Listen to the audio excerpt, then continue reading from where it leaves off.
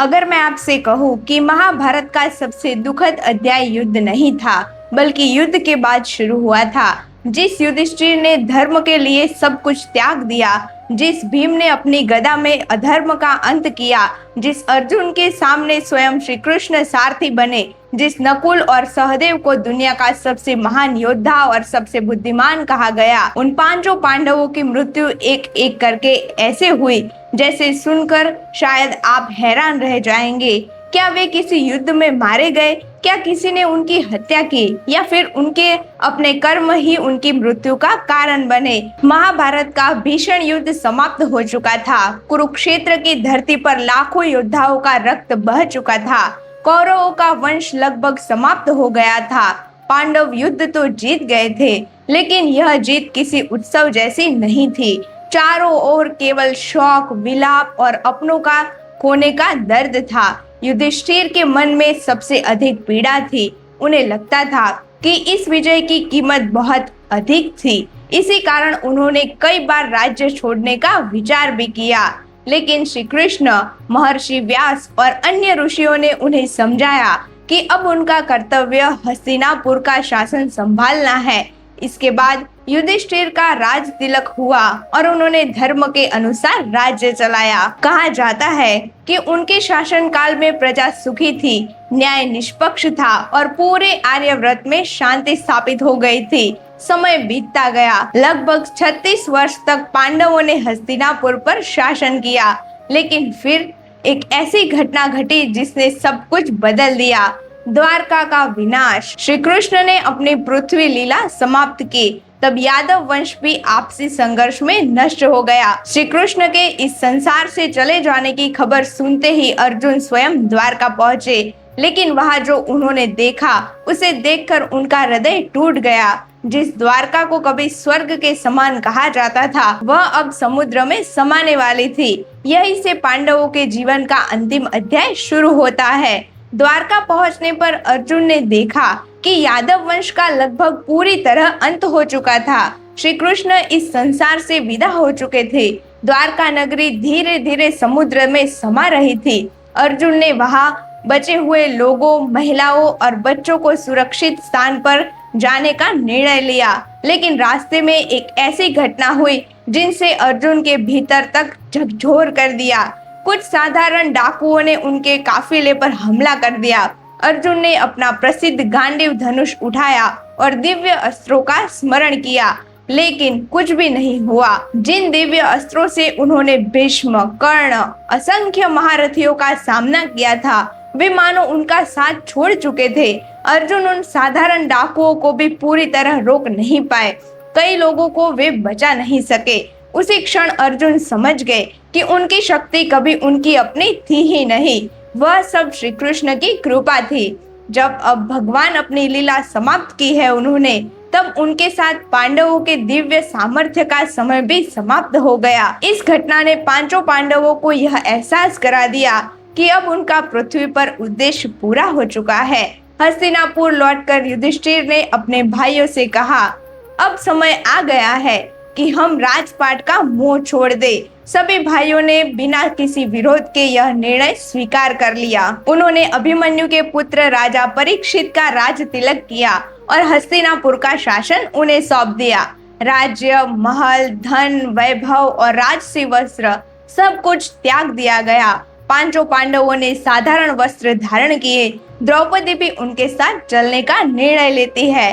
अब उनका लक्ष्य केवल एक था, मोक्ष। यह यात्रा इतिहास में महाप्रस्थान या महाप्रस्थानिक यात्रा के नाम से प्रसिद्ध हुई।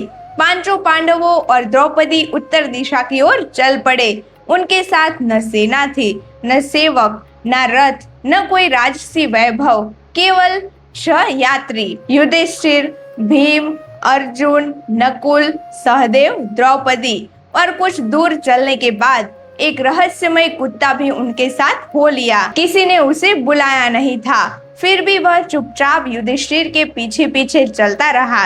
यात्रा कठिन होती गई। ऊंचे पर्वत, बर्फ से ढके रास्ते, हड्डियां जमा देने वाली ठंड और हर कदम के साथ जीवन और मृत्यु की बीच की दूरी कम होती जा रही थी।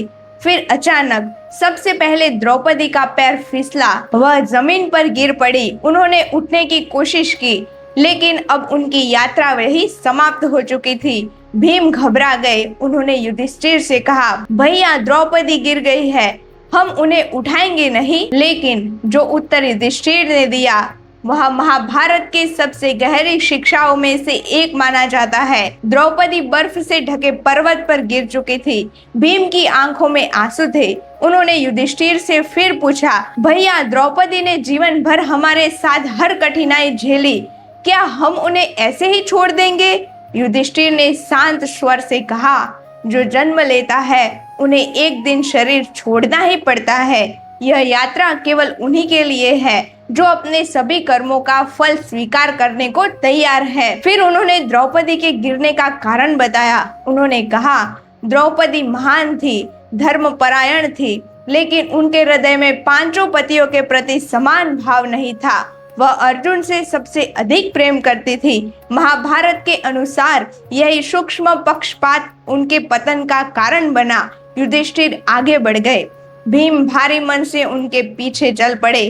कुछ दूर चलने के बाद सबसे छोटे पांडव सहदेव लड़खड़ाए और बर्फ पर गिर पड़े। सहदेव को अत्यंत ज्ञानी माना जाता है। कहा जाता है कि उन्हें भविष्य का भी ज्ञान था। भीम ने फिर कहा, भैया सहदेव तो सबसे विनम्र थे, फिर ये क्यों गिरे? युधिष्ठिर ने उत्तर दिया, सहदेव को अपने ज्ञान पर गर्व था। उन्हें लगता था कि उनके समान बुद्धिमान कोई नहीं। यही सूक्ष्म अहंकार उनके पतन का कारण बना। यह सुनकर भीम मौन हो गए। यात्रा आगे बढ़ती रही। तेज हवाएं चल रही थी। 4 यात्री अब केवल 3 रह गए थे। तभी नकुल भी अचानक गिर पड़े। नकुल अपने समय से सबसे सुंदर और आकर्षक पुरुष में माने जाते थे।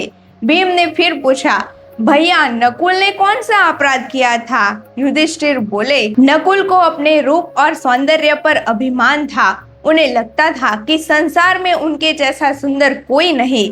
उनका यही गर्व उनके पतन का कारण बना। महाभारत यह सिखाती है कि चाहे गुण कितना भी महान क्यों न हो, यदि उसके साथ अहंकार जुड़ जाए तो वही गुण पतन का कारण बन सकता है। अब केवल 3 भाई आगे बढ़ रहे थे, युधिष्ठिर, भीम और अर्जुन। अर्जुन वही थे जिनके लिए स्वयं श्री कृष्ण ने गीता का उपदेश दिया था। वही अर्जुन जिन्होंने महाभारत के सबसे बड़े योद्धाओं को पराजित किया। लेकिन कुछ दूर चलने के बाद अर्जुन के कदम डगमगाने लगे। उन्होंने संतुलन बनाने की कोशिश की, परंतु अगले ही क्षण वे बर्फ पर गिर पड़े। भीम की आवाज कांप उठी, भैया धनुर्धरों में श्रेष्ठ अर्जुन भी?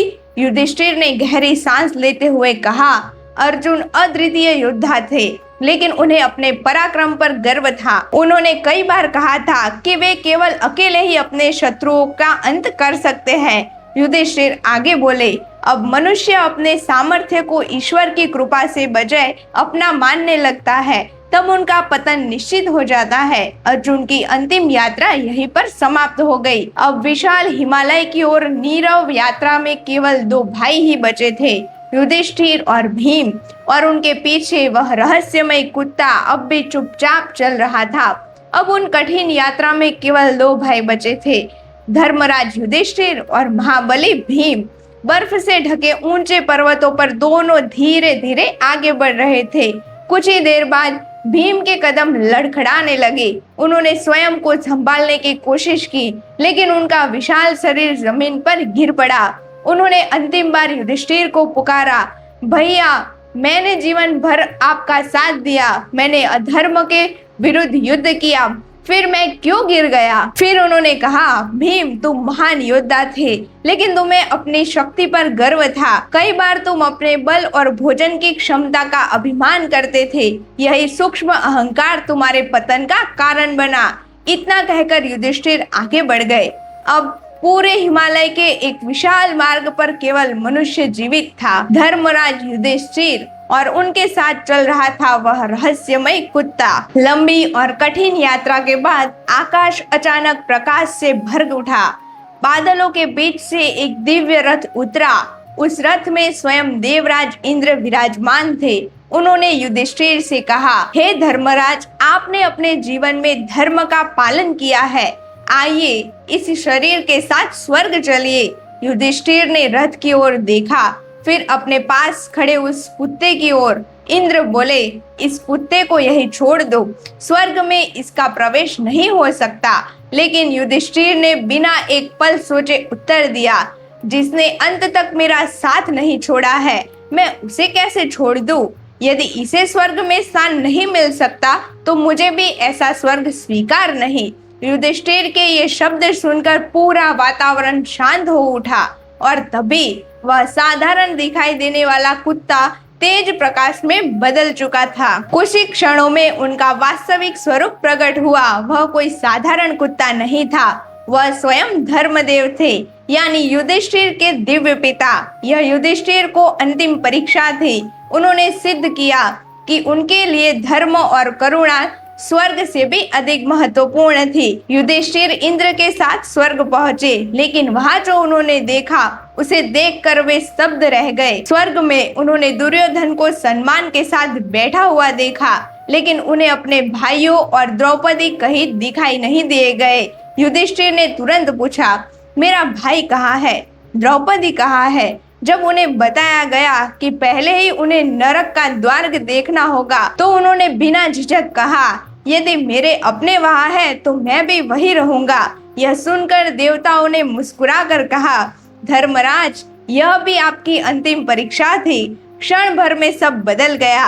नरक का दृश्य समाप्त हो गया। उनके सामने अपने सभी भाई, द्रौपदी और अनेक महान आत्माएं दिव्य स्वरूप में प्रकट हो गई। पांचों पांडव अंततः अपने सांसारिक कर्मों में मुक्त होकर दिव्य लोक को प्राप्त हुए। महाभारत हमें यह सिखाती है कि महान लोग गलतियां नहीं करते, बल्कि वह सिखाते हैं कि सबसे महान व्यक्ति भी अपने सूक्ष्म अहंकार से बच नहीं सकता। द्रौपदी का पक्षपात, सहदेव का ज्ञान, नकुल का सौंदर्य, अर्जुन का पराक्रम, भीम का बल, इन सब में एक छोटी सी कमी थी और वही कमी उनके पतन का कारण बनी। केवल युधिष्ठिर अंत तक इसीलिए टिके रहे क्योंकि उन्होंने हर परिस्थितियों में धर्म, सत्य, करुणा और निष्ठा का साथ नहीं छोड़ा। शायद यही महाभारत का सबसे बड़ा संदेश है। मनुष्य की सबसे बड़ी विजय दूसरों पर नहीं बल्कि अपने अहंकार पर होती है। अगर आपको यह कहानी ज्ञानवर्धक लगी तो वीडियो को लाइक करें, अपने परिवार और मित्रों के साथ साझा करें।